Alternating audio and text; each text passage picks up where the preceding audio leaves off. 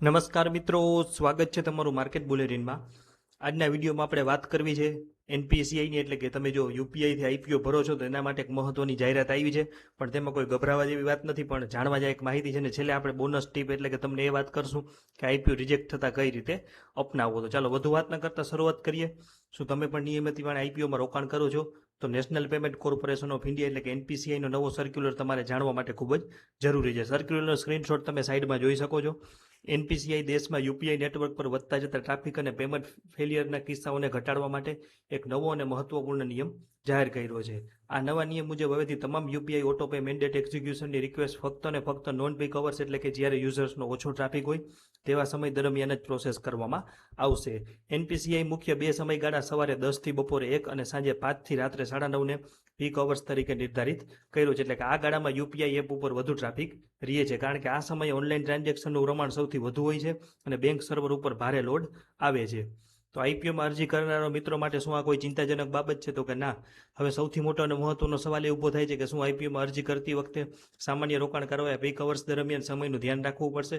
તો તેનો સ્પષ્ટ જવાબ છે કે ના, બિલકુલ નહીં। આઈપીઓમાં અરજી કરતા સામાન્ય રીતે રોકાણકારોએ જરાય ચિંતા કરવાની કે ગભરાવાની જરૂર નથી। તમે જ્યારે પણ કોઈ આઈપીઓ માટે બીડ લગાવો છો અને તમારા મોબાઈલ ઉપર આવતો યુપીઆઈ મેન્ડેટ રિક્વેસ્ટમાં પિન નાખી અને તેને કન્ફર્મ કરો છો, તે પ્રક્રિયા તમે તમારા નિયમિત આઈપીઓ બિડિંગ સમય સવારે 10 થી સાંજે 5 દરમિયાન સરળતાથી કરી શકશો। તેમાં કોઈ પણ પ્રકારનો ફેરફાર નથી થયો। તમારે માટે અરજી કરવાની કે યુપીઆઈ પિન એન્ટર કરવાની સમયસીમામાં કોઈ ફેરફાર નથી થયો। તો આ નિયમ કોના માટે છે અને આનાથી રોકાણકારોને શું ફાયદો? તો પછી આ નિયમ વાસ્તવમાં કોના માટે છે એવો પ્રશ્ન થાય તો આ નિયમ ખાસ કરીને તમામ પેમેન્ટ સર્વિસ પ્રોવાઈડર એટલે કે પીએસપીએસ અને પેમેન્ટ એગ્રીગેટર્સ બેંકો માટે છે। જ્યારે આઈપીઓનું એલોટમેન્ટ પૂરું થાય અને તમને શેર મળે ત્યારે તમારા બેંક ખાતામાં બ્લોક થયેલા ફંડને એક્ઝિક્યુટ કે ડેબિટ કરવાની પ્રક્રિયા આવે। હવેથી બેંકો અને પેમેન્ટ કંપનીઓ ઓટો પે એક્ઝિક્યુશનની પ્રોસેસ નોન પીક અવર્સમાં જેમ કે મોડી રાત્રે કે વહેલી સવારે જ પૂરી કરવાની રહેશે। આ ફેરફારનો સૌથી મોટો ફાયદો એ થશે કે બેંક સર્વર ડાઉન થવાના કારણે તમારું આઈપીઓ મેન્ડેટ રિજેક્ટ કે ફેલ થવાના ચાન્સ બહુ નહીવત થઈ જશે અને આખી પેમેન્ટ સિસ્ટમ વધુ સ્મૂથ અને ફાસ્ટ સુરક્ષિત બની જશે। તો હવે વાત કરીએ કે આઈપીઓ રિજેક્શન થવાથી કઈ રીતે બચવું। તો ઘણા મિત્રો છેલ્લી ક્ષણે ઉતાવળમાં ભૂલો કરે છે અને તેમનો આઈપીઓ રિજેક્ટ થઈ જાય છે। જેમ આપણે જોયું કે પીક અવર્સ એટલે કે સવારે 10 થી 1 અને સાંજે 5 થી 9:30 દરમિયાન સર્વર ઉપર ભારે ટ્રાફિક હોય છે, જેના કારણે કેટલીક વાર યુપીઆઈ મેન્ડેટ રિક્વેસ્ટ આમાં થોડું મોડું થાય છે કે વિલંબ થાય છે।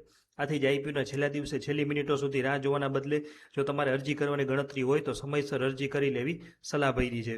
જો તમે યુપીઆઈ પિન નાખી દીધો હોય પરંતુ એપ્લિકેશન સ્ટેટસ પેન્ડિંગ બતાવે છે તો વારંવાર નવી રિક્વેસ્ટ મોકલવાની કે ઉતાવળ કરવાની જરૂર નથી, થોડી ધીરજ રાખો। આ ઉપરાંત જો તમને આઈપીઓ એલોટ થશે તો તમારા ખાતામાંથી નાણાં કાપવાની એટલે કે ડેબિટ પ્રોસેસ પણ બેંક દ્વારા સિસ્ટમ મુજબ જ થશે, એટલે કે બપોર 1 થી 5 અથવા રાત્રે દરમિયાન જ હાથ ધરવામાં આવશે। આ બાબતોનું ધ્યાન રાખશો તો તમારા આઈપીઓ ક્યારેય ટેકનિકલ કારણોસર ફેલ કે રિજેક્ટ નહીં થાય।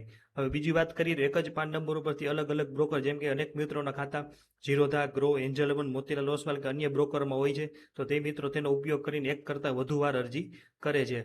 તો ઘણા લોકોને એવું લાગે છે કે 3-4 બ્રોકરમાંથી એપ્લાય કરવાથી આઈપીઓ મળવાના ચાન્સ વધી જાય છે, પરંતુ તમને યાદ રાખજો કે સિસ્ટમ પાન નંબરના આધારે જ બધી વધારાની એપ્લિકેશન ઓટોમેટિક રિજેક્ટ કરી દે છે।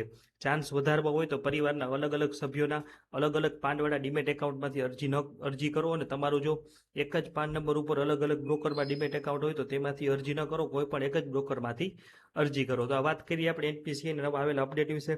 છતાં પણ આ બાબતે તમને કોઈ પણ પ્રશ્ન હોય કે તમારું મંતવ્ય હોય તો કોમેન્ટ સેક્શનમાં જરૂર જણાવજો અને આવા તમામ મહત્વના ઝડપી અને સાચા અપડેટ મેળવવા માટે માર્કેટ બુલેટિન સાથે જોડાયેલા રહેજો। આભાર।